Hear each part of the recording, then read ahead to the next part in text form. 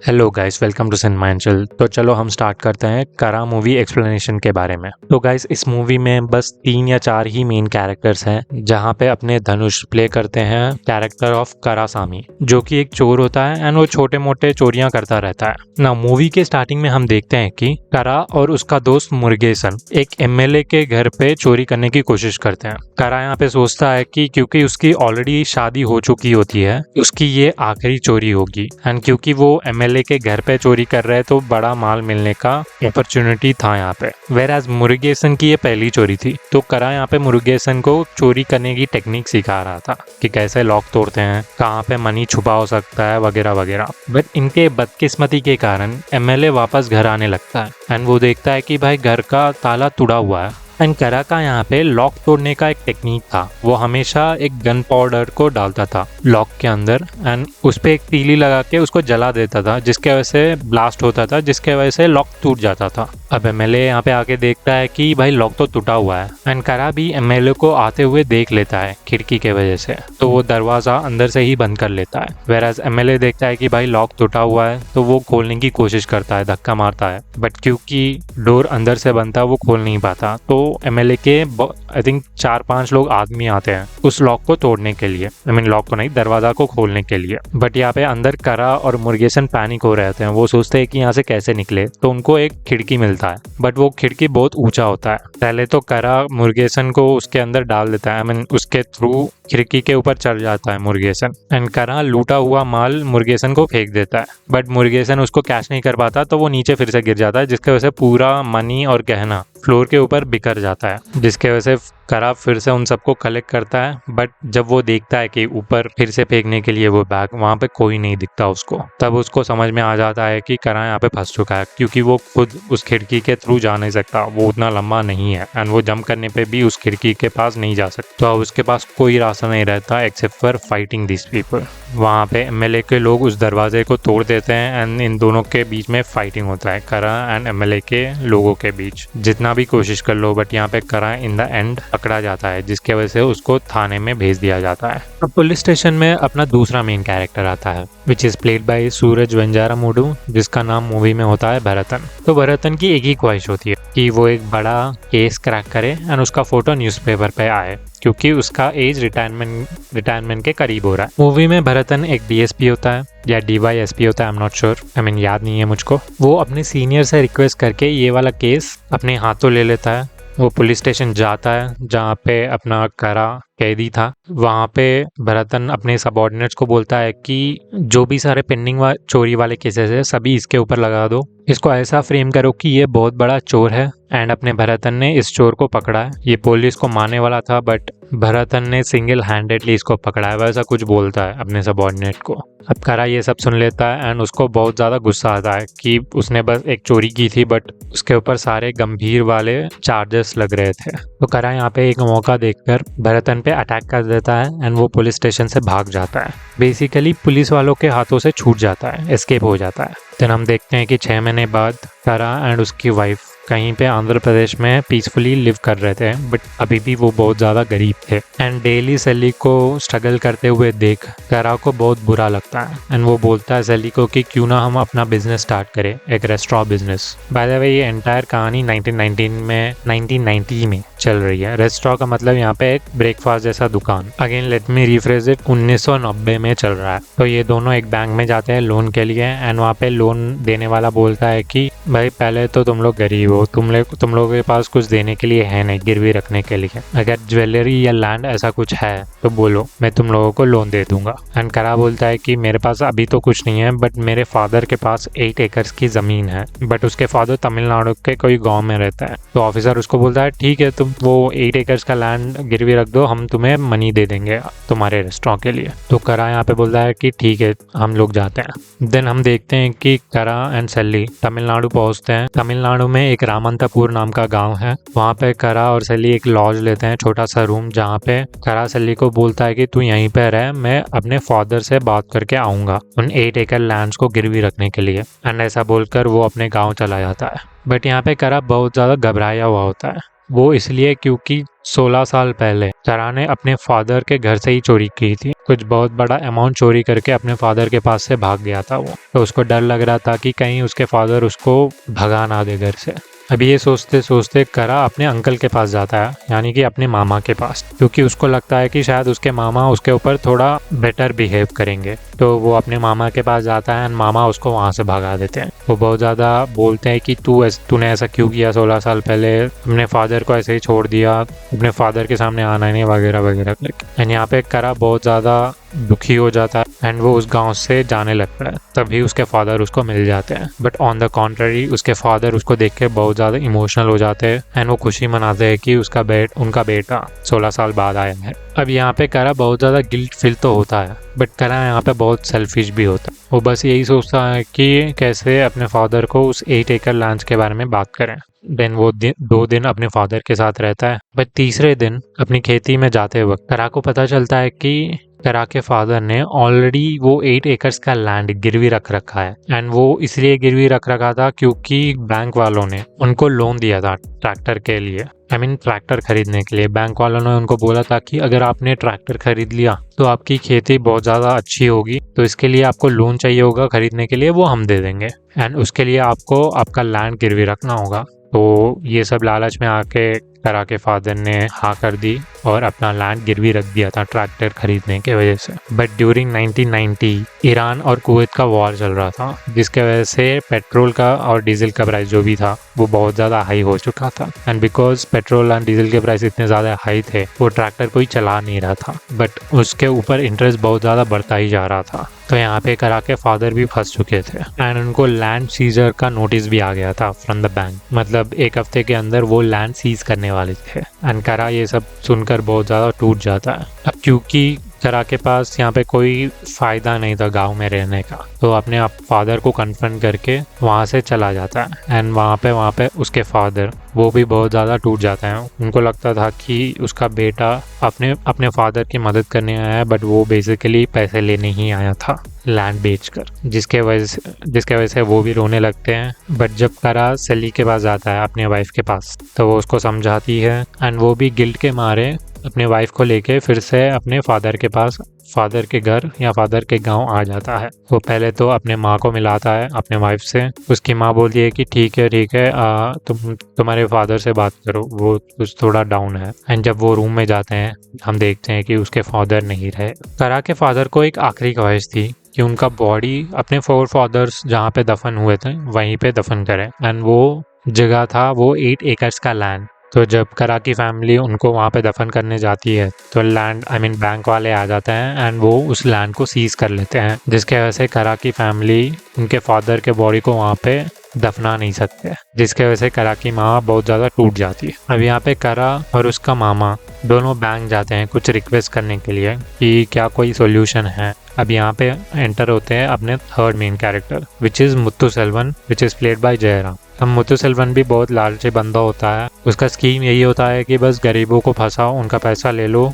And जब वो पे ना कर पाए उनका लैंड या ज्वेलरी जो भी है वो ले लो। तो इसी तरह से मुत्तुसेल्वन ने करा के फादर को फंसाया था। एंड वो जब करा और उसके मामा से मिलता है वो उसको वहाँ से भगा देता है। अब यहाँ पे करा और उसके मामा के पास कोई रास्ता नहीं था एंड उनको पता भी नहीं था उसके फादर को कहाँ पे दफना है। तो वो सोचता है कि 1 महीने तक हॉस्पिटल के मॉर्चरी में उसके फादर को रख देंगे एंड 1 हफ्ते के अंदर जो 3 लाख का लोन लिया था उन लोगों ने वो भर देंगे। बट यहाँ पे क्वेश्चन था कि मनी कहाँ से आएगा। देन करा अपने मामा को बोलता है कि मैं इस बैंक के ऊपर ही चोरी करूंगा। पहले तो उसके मामा नहीं मानते, बट आखिरकार उनके पास कोई रास्ता नहीं था तो आखिरकार वो भी मान जाते हैं। अब करा, उसका मामा और एक और बंदा आता है मुरुगेसन, जो कि पहले सीन में आपको याद है जो करा ने एक बंदे के साथ चोरी किया था एंड उसने उसको हैंड दे दिया था। तो वही मुरुगेसन एक्चुअली करा का गाँव का ही था। तो ये तो तीनों मिलके बैंक लूटने का कोशिश करते हैं। वो देखते हैं कि एक बैंक जहाँ पे कोई ज़्यादा सिक्योरिटी गार्ड ना हो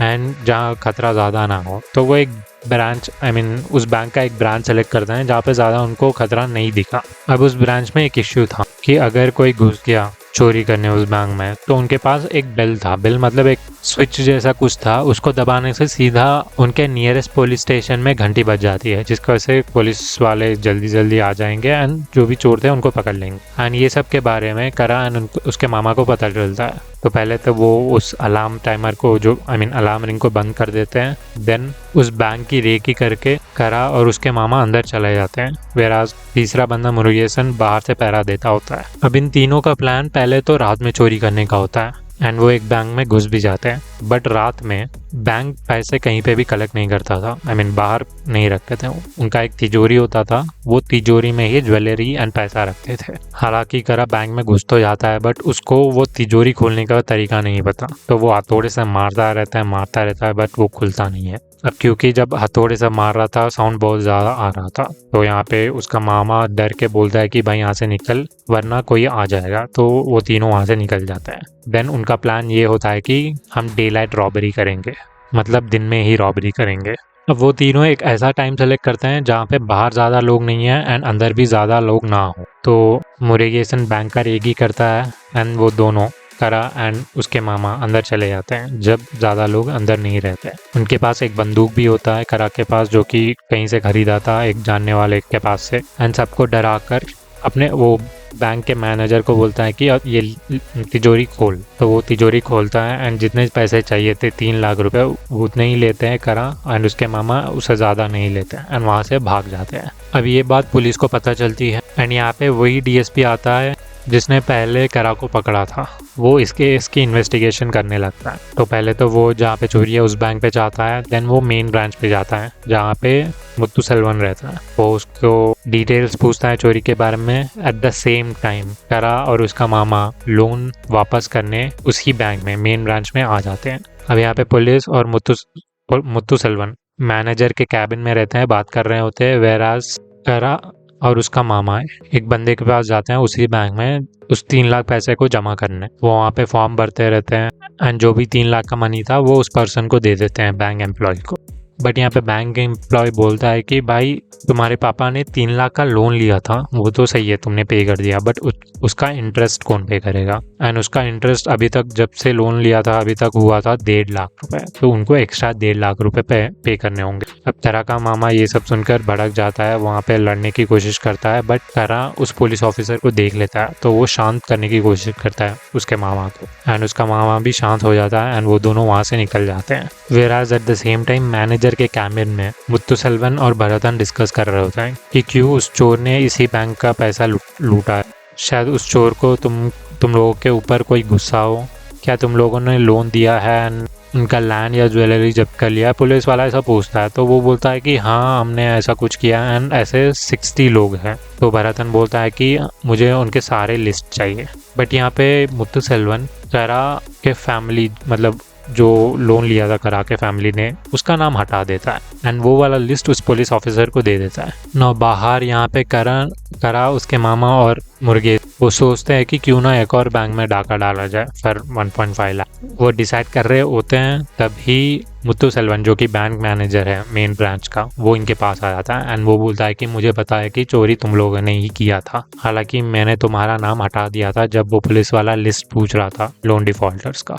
अब वो मैंने इसलिए किया क्योंकि तुम अब से चोरी करोगे, हर एक बैंक में चोरी करोगे एंड जो भी पैसा मिलेगा वो हम आधा आधा बांट लेंगे।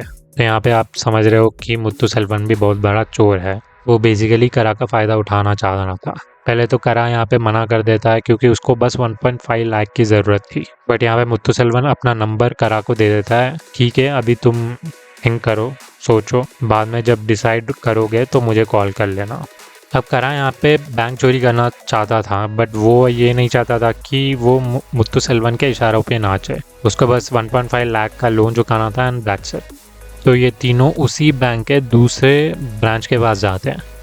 वो सोचते हैं कि सेम ही टेक्निक्स यूज़ करेंगे बैंक को चोरी करने का, बट वहाँ उस वाले बैंक में पुलिस ऑलरेडी पहरा बनाए रखी होती है। भरतन जो कि पुलिस वाला है डीएसपी है, वो भी उसी बैंक ब्रांच के सामने एज अ सिविलियन कार में बैठा होता है। तो मुरुगेसन जो कि तीसरा बंदा है वो बैंक की रेकी करने जाता है। वो देखता है कि अंदर 6-7 लोग हैं बट सारे लोग बहुत ज़्यादा हट्टे कट्टे थे। उसको कुछ अजीब तो लगता है बट वो बाहर आ जाता है एंड वो बोलता है इन दोनों को कि अंदर 6-7 लोग हैं, बट हालांकि उनकी बॉडी बहुत ज़्यादा है, कुछ तो गड़बड़ गड़बड़ लग रहा है।